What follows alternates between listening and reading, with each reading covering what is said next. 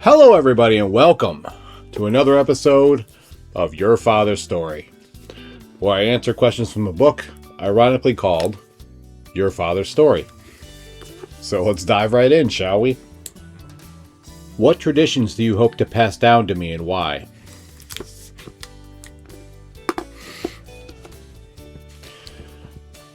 You guys probably know right by now that we're not that big on traditions. I think the one tradition that we probably had was having the word Robert in our name somewhere.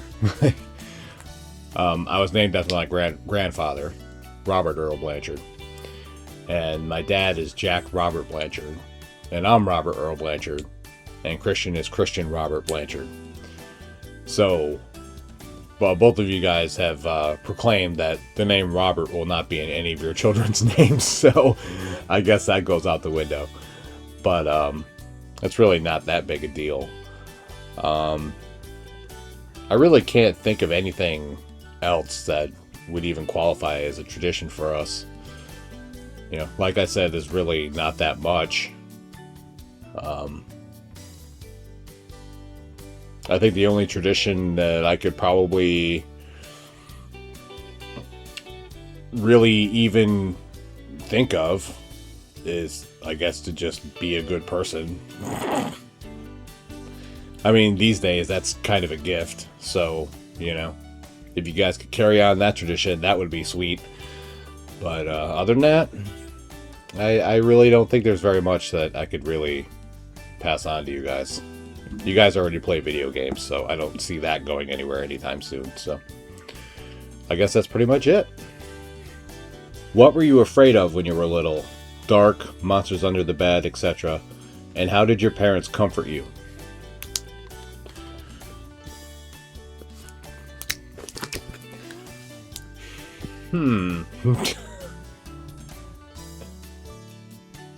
I don't remember being afraid of very much. I might have been afraid of the dark for a little while when I was younger, until I realized that, like, closing your eyes is basically the same thing. I don't think I liked bees very much when I was younger. That was something I was kind of afraid of. And nowadays I'm just like, F you, get out of here, and they go away, actually.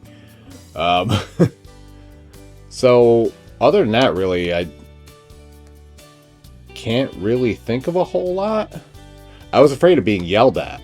That's what I was afraid of. Not that really stopped me from doing anything stupid.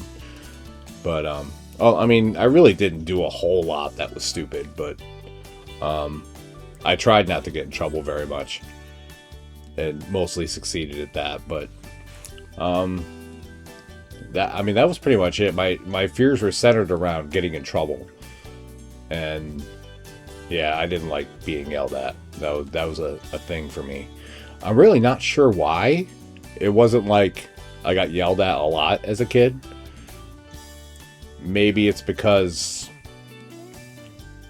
I don't know, there wasn't a whole lot of yelling in my house as a kid, so I guess when someone did yell, it was kind of shocking. I mean, the only real yelling that occurred was when my mom yelled at my dad, so I mean, that was pretty much it. Yeah, I think that's pretty much it. I can't think of anything really that I was scared of other than that. So,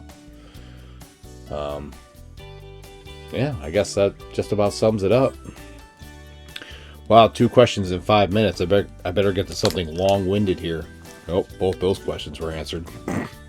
Better turn the page.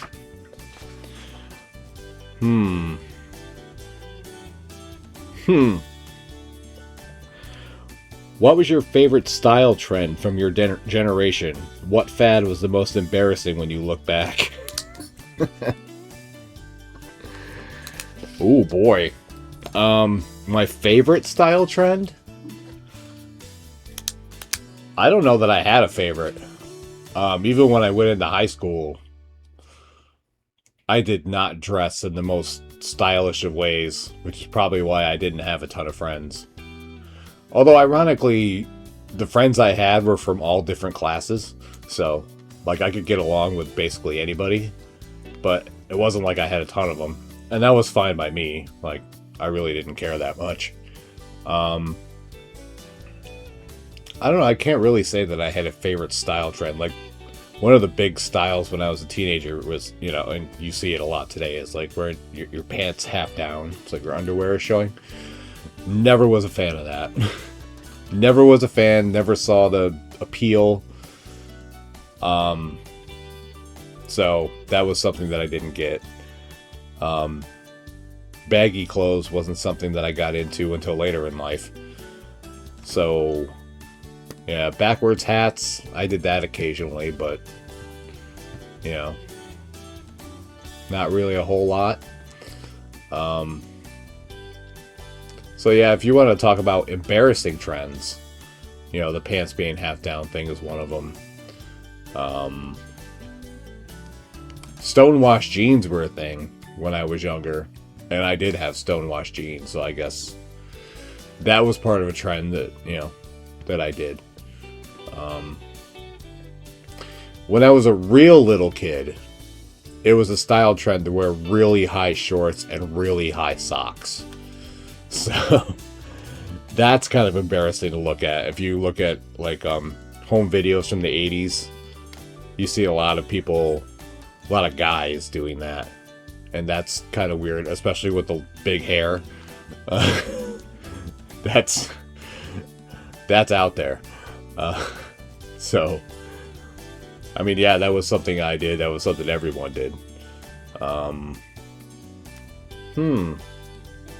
What other style trends were from the 80s? I mean, that's pretty much all I can remember. Kate's probably yelling a bunch of them at the screen right now. I think that's pretty much it, though. I really can't recall anything in terms of style trends. But, yeah.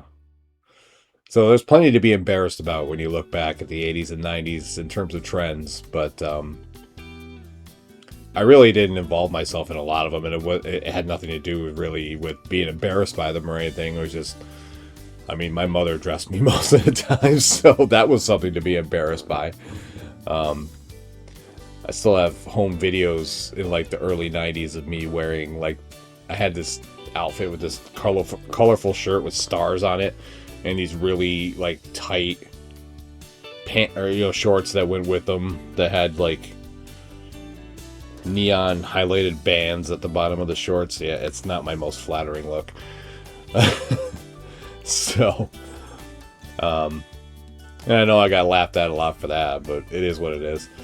So, yeah, I can't really think of anything else that goes along with trends about that time, but not in terms of style. There was a lot of other trends, you know, having nothing to do with clothing, but, you know. So, yeah, I guess that's all I can pretty much do to answer that question. What was the sweetest or kindest thing I ever did for you?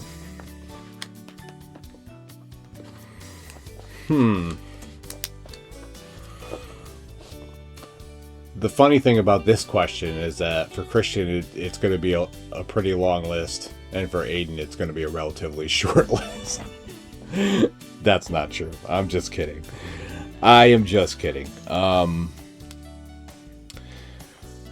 boy, have to recall specifics. Oh my god. I mean, Christian's done a lot of really nice things for me, because Christian has watched as I've busted my ass for people around me and really not gotten very much back in return. So Christian has stepped up in a lot of ways, and you know, he did things for me that he didn't have to do, or even little things like taking out the trash and things like that.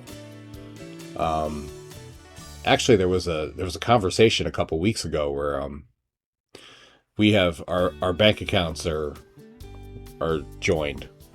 We have separate bank accounts, but they're part of the same account. So we, you know, it just happened that way. I could transfer money to him and back and forth, whatever. And I happened to run low on money. I couldn't pay my cell phone bill, so I stole $20 from his account. But I told him when he got home, and I was like, "So I owe you $20." And he's like, "Dude, how many times have you paid my cell phone account? I probably owe you way more money than, you know, than I could ever possibly pay you. Like, you don't owe me anything, you know? So I'm very lucky and blessed to have raised a kid, you know, that understands that. So that's very lucky for me. Aiden's done a lot of sweet things too. His maturation came on a little bit later, but especially in the last couple years, Aiden is very willing to do things for me, much more so than he used to be. If I just ask, I don't ask for very much, but if I just ask him to grab something for me or whatever, you know, he'll do it. He's how freaking tired I am all the time. But I don't know that, I mean, I know they have. I know they've done, like, sweet things for me, but of course, you know, my brain is, you know, basically mush at this point. You know, they both have stepped up in their own ways when it comes to, you know, Father's Day and my birthday and things like that. So that's always a very cool thing. And again, Christian being older, you know, Christian has, you know, stepped up more and, you know, in those kind of instances, you know. Aiden's still a teenager. Teenagers will be teenagers, and, you know, I get it, and it's cool. I don't really worry about it that much, but, you know, I'm very lucky as it is. You know, I don't take for granted the fact that I had two boys that, you know, could have gone a very different way, and I've seen it go different ways with, you know, friends of mine and with their kids, and so I'm extremely blessed, and I never lose sight of that. So yeah, so I love you guys, and I appreciate you guys.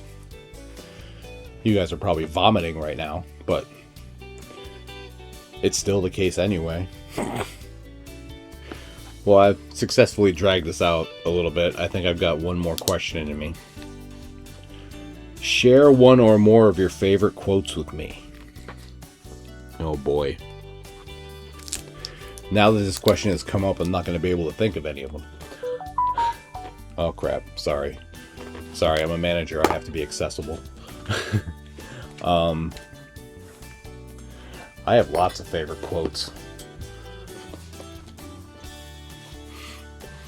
Christian might remember that I was a fan of the Legacy of Kain series, and a lot of great quotes came out of that game. I mean, my favorite parts about that series is the writing and the cutscenes and stuff like that. Oh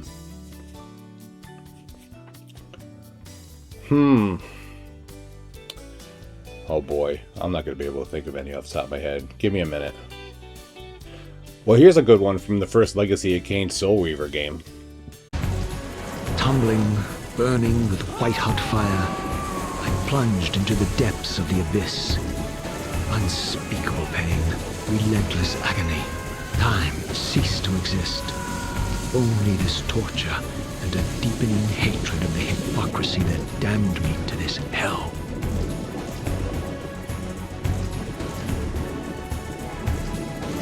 An eternity passed, and my torment receded, bringing me back from the precipice of madness.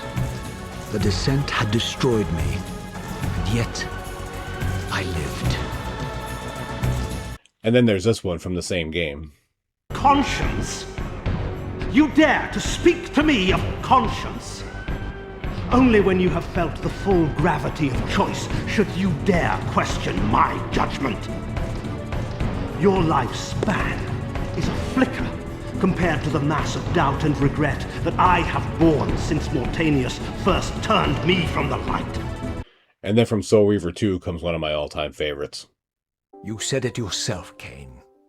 There are only two sides to your coin. Apparently so. But suppose you throw a coin enough times.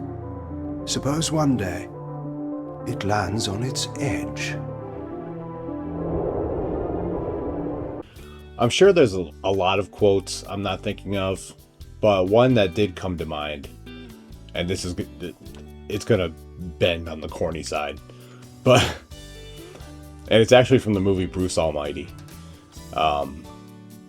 Toward the end of the movie, when Bruce is kind of realizing that how hard of a job God actually has, but Morgan Freeman says to him, he says, "You want to see a miracle, son? Be the miracle." And honestly, that's something I've lived my whole life, or at least tried to. And I think that's why I try so hard to help people and to do the things that I do, because I believe heavily in that belief. I think if you want to see a miracle, you have to be the miracle. So, yeah, that's pretty much how I feel about that. I mean, I think it's a good way to live your life, but that's just my opinion. And that is it for this episode of Your Father's Story. So thank you for watching and listening and being a part of this series. I really enjoy doing it, and I enjoy sharing bits and pieces of myself with everybody. So come back next week for another episode. Leave a like, subscribe, notifications, and all that stuff. You can go to robertblanchardbooks.com and check out the award-winning Roar of a Dragon series. You can read the first 3 chapters of each book there for free. If you'd like to hear more about them, the Rise of Dragons podcast, wherever you find your favorite podcasts. My Linktree, my Instagram, my Twitter, all Bobby's World 2110. Mondays, 3 p.m. Eastern Standard Time is now the Bloodborne No Blood Vial run. The first episode went up this past Monday, and yeah, just fighting my way through Yarnum, so I mean, you can probably imagine what kind of nonsense went on there, so check it out if you want to see specifically what nonsense. And back in the archives, I have all kinds of FromSoft challenge series for you to check out, and including 2 volumes of Elden Ring. There will be more in the future. Your Father, that's this episode. That's this series. Bobby's World Hunger Games. There's a whole playlist of those. Me and my friends in a Hunger Games simulator. It's a fun time. It's a series we all look forward to whenever I put out a new episode. So, yeah, go check that out. It's a very popular series. Soulsborne Battle to the Death, where I pick 2 random Soulsborne bosses, and I put them against each other, and then I do bios, and I decide who I think would win, and then you leave your opinions in the comments. Easy for me to say. So, yeah, over 100 of those in the playlist for you. So, check that out if you are interested. Wednesdays, 3 p.m. Eastern Standard Time is what you're watching right now, Your Father's Story. So, this vlog-style type series where I answer questions from the book. So you can learn a little bit more about me, and I can talk to my boys about life and things like that. So, yeah, good times here on the channel.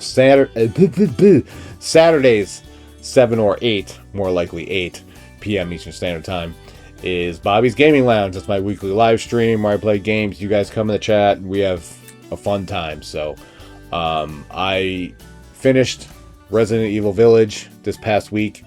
So, yeah, that was a great stream. We had a great time, and everybody was there for it. So,